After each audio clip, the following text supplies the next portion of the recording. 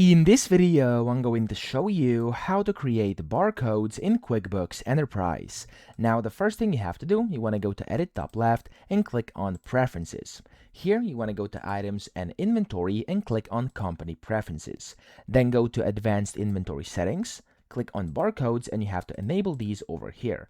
Click on OK and then click on OK again and you're good to go, okay? You may have to restart or refresh all the windows over here. If a pop-up window basically appears, click on OK and it's gonna close all the boxes, all the windows and tabs, and you can just reopen them later, okay? That's the first thing you have to do. Then you want to assign your barcodes to your inventory items. So you can just go up here to Lists and then Item List. You want to find your items over here and you want to assign them barcodes. So you could just go and right-click on any of them and click on Edit, or you could create new ones that way as well.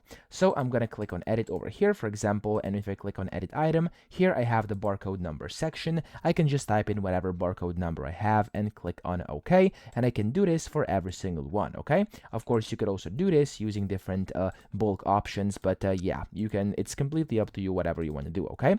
So I did 3 of these right now, and whenever you have all of them, you can create barcodes by printing them. So go to File, top left, then go to Print Forms and click on Labels.